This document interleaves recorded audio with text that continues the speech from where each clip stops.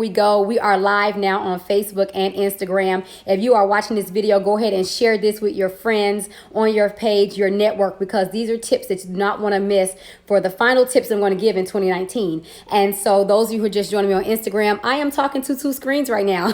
Just so you'll know, if I'm not giving you eye contact, it's not, I don't want you to think like, what is she doing? It's simply because I am challenging myself to go live on both formats, platforms. So here you go. So yesterday we talked about 5 tips to transform your life. Right? 5 tips.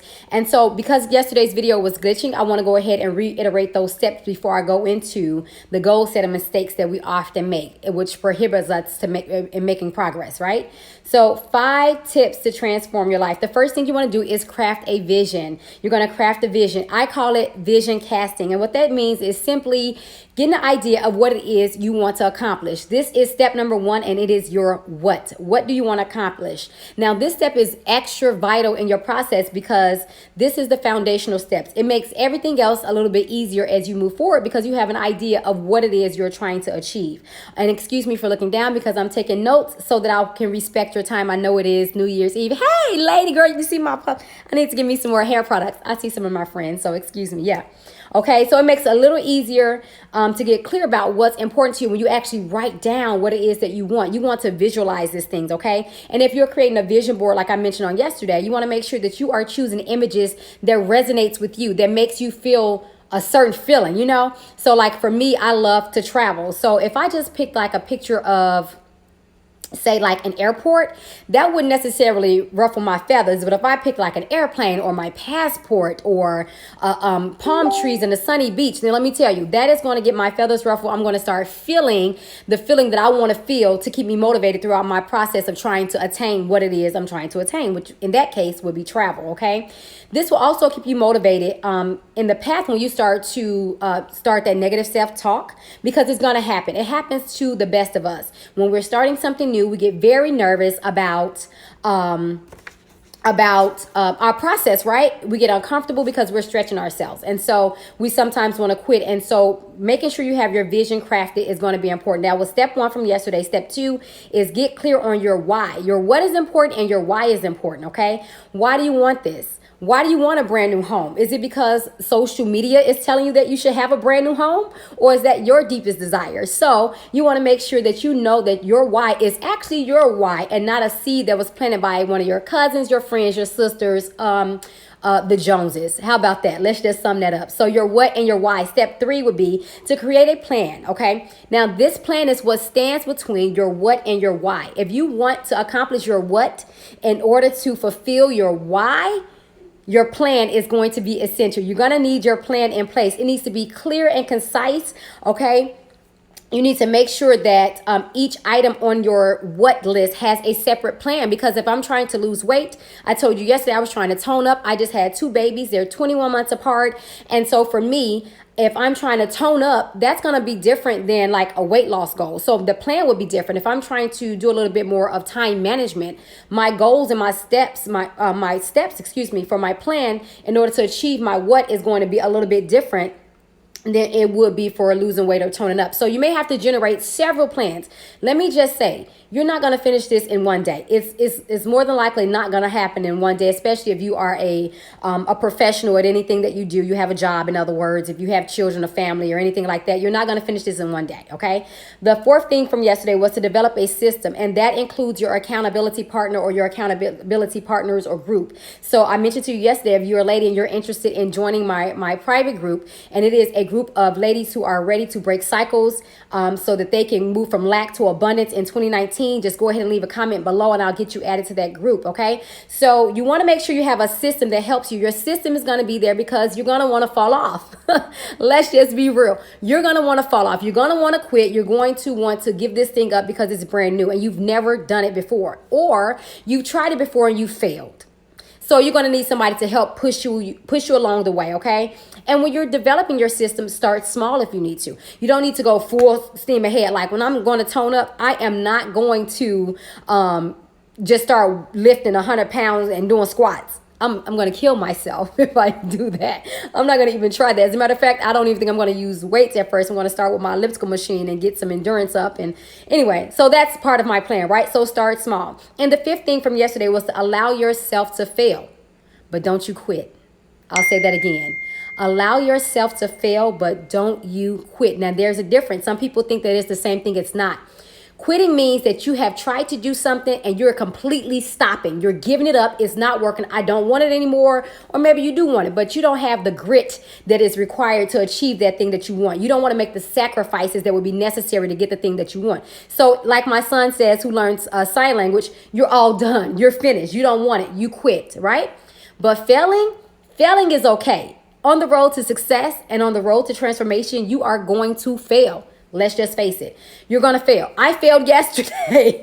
If you want to be quite honest with that live video, that was a complete failure on my behalf to me. I mean, some of you may have gotten some of the point, but for me, that was a fail.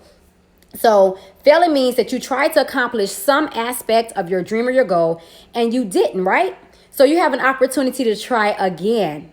Quitting means you're done. So don't quit. Now, all of that brings me to today's video, right? I'm at 8 minutes and 16 seconds. Stay with me, guys. We're going to be done in 15 minutes. I promise you. Goal setting mistakes. When we start with our plan, we've visualized, right? You've vision forecast. You have your plan. You have your accountability partner. You have your system. And now you're on your process of failing. You're juggling. You're trying to figure out what works. You're making changes, making alterations as you go. And then you find yourself setting these goals and you're trying to figure out what's the problem with my goals. Why am I not reaching any of the things that I set out to reach? Well, here's the problem. Sometimes you set your goals based on what you've done in the past. So here's an example. What do you mean, right? So say you're, I don't know, a little league basketball coach, baseball coach, or whatever kind of sport coach. You're a little league coach and your team has won the district championship. You've been winning for the last 10 years in a row and you are totally okay with just being the district championship winners. But why? When you can be state championship winners, you can go to nationals. Don't limit yourself. Don't put a lid on your accomplishments, okay? So when you're setting goals, don't set goals based upon what you've accomplished already in the past. That's not going to get you anywhere. It's not going to stretch you. It's not going to progress you. It's not going to help transform you. Okay, the second thing is you only set goals based on what you think you can do. Okay, so if you're going to only set goals on based on what you think you can do, then you're only going to accomplish the thing that you've already accomplished. So where's the gain in that? If you keep doing what you've always done, you'll always get what you've always gotten. So if you keep doing the same things over and over, if you keep setting goals based on what you only can do, if you never challenge yourself to think outside of the box, to go outside of the box, guess what? You're going to stay right in the box that you've placed yourself in. And then there'll be nobody to blame but you. Okay. So number 3, you worry about the how. So when we're planning, right, let me tell you what I'm doing, because I've set some pretty lofty goals for 2020 and I'm already starting to tackle some of them. And I always get caught up on how. How am I going to do this? I don't know how. And then I was reminded that guess what? How doesn't matter while you're planning. The how will come.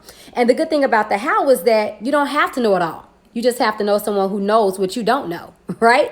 So that's the power of connection. That's the power of networking. You have to just know someone who knows how to do what you can't do. You don't have to do everything. God did not create you to be able to do everything. He gave you a certain skill and a certain set of talents, and he gave someone else something else. So the good news is you have the ability to still achieve your goals without having to feel like you can't make it because you don't know the how.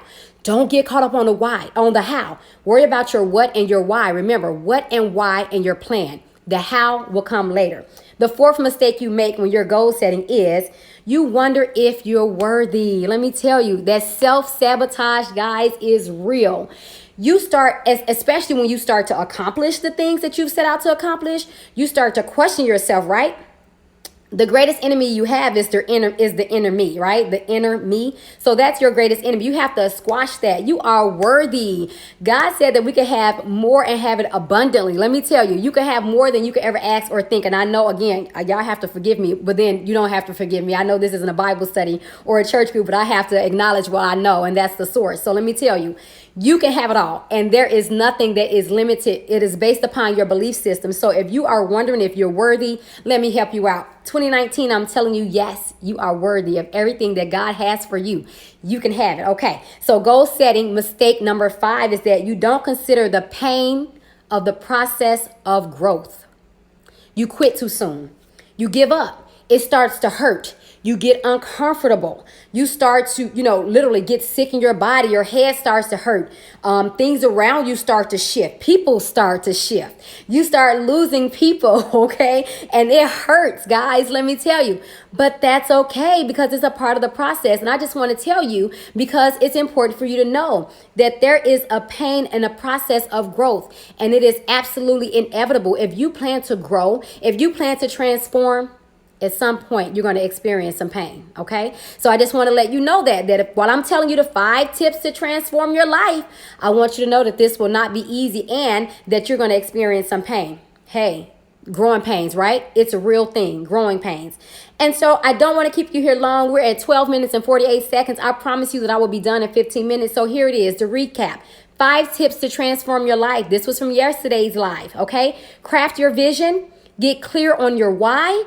Create a plan, develop a system, which includes your accountability partners. Don't forget them. They're going to be very important. Number 5, allow yourself to fail, but don't you quit. Okay? Now, while you're setting your goals, don't forget that there are mistakes that we often make when we're setting goals. Here they are.